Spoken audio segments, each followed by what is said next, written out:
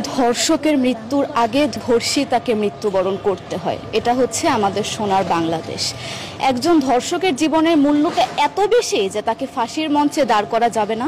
আমরা বাংলাদেশে কয়জন ধর্ষকের নাম জানি যাকে কঠোর থেকে কঠোরতম শাস্তি দেওয়া হয়েছে, যাকে ফাঁসির মঞ্চে দাঁড় করা হয়েছে? আমরা কি আদৌ কেউ জানি না। অথচ আমরা কতগুলো যারা ধর্ষিত হয়েছে তাদের নাম জানি, অনেক বড়। এই লিস্ট আসলে অনেক বড়, বলে শেষ করা যাবে না।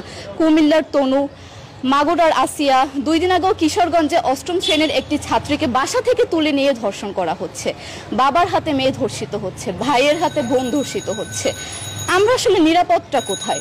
আমার মনে হচ্ছে আমরা যেন আইয়ামে জাহিলিয়া যুগে চলে গিয়েছি। মাঝে মধ্যে মনে হয় এর থেকেও খারাপ সময় আছি আমরা, কারণ ওই যুগে মেয়েরা অ্যাটলিস্ট সম্মান নিয়ে মৃত্যুবরণ করতে পারতো। জন্মের পরপর জ্যান্ত মাটিতে পুঁতে দেওয়া হতো, আর আমাদের ধর্ষণ করে নির্মমভাবে তারপর মৃত্যুবরণ করতে হচ্ছে। যদি সরকার আমাদের ওই নিরাপত্তা নাই দিতে পারে, তাহলে সরকারের কাছে আমাদের অনুরোধ, আমাদের জ্যান্ত মাটিতে পুঁতে দেখ। আমরা বেঁচে থাকতে চাই না, আমরা সম্মান নিয়ে মৃত্যুবরণ করতে চাই। আমরা এই দেশে থাকতে চাই না যে এই দেশে আমাদের কোনো নিরাপত্তা নেই, যে এই দেশে রাস্তা দিয়ে হাঁটলে আমাদের মধ্যে একটা আতঙ্ক কাজ করে, কখন কি না কি হয়ে যায়।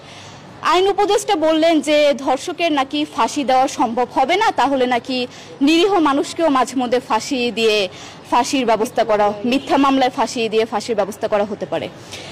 আইন উপদেষ্টার কাছে আমার প্রশ্ন, আল্লাহ না করুক আজকে যদি আপনার কাছের কেউ, আপনার বোন অথবা আপনার স্ত্রী অথবা আপনার মেয়ের সাথে যদি এরকম কোনো কিছু হতো, আপনি কি আসলে এটা বলতে পারতেন যে না, ধর্ষককে ফাঁসি দেওয়া যাবে না? কোনোদিনও পারতেন না। আপনি সবার আগে তার ফাঁসির ব্যবস্থা করতেন, সম্ভব হলে নিজের হাতে মেরে ফেলতেন। তাহলে আমাদের বেলায় কেন এত বৈষম্য? আমরা কি দোষ করেছি? আমরা কি নারী না? আমরাও তো কারো বোন, আমরাও তো কোনো বাবার সন্তান, আমাদেরও তো বেঁচে থাকার অধিকার আছে, তাই না? কিছু হলে মেয়েদের পোশাকের দোষ দেওয়া হয়। আমার কাছে প্রশ্ন, একটা 8 বছরের শিশুর মধ্যে এরকম কি থাকতে পারে যেটা একটা পুরুষকে অ্যাট্রাক্ট করবে, যেটা একটা পুরুষকে সিরিয়াস করবে?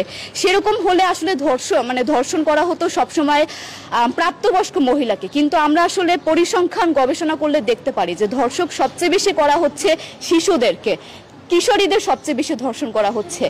দৃষ্টিভঙ্গি পরিবর্তন করুন, চিন্তা ভাবনা পরিবর্তন করুন, ধর্ষকদের আইনের আওতায় আনুন।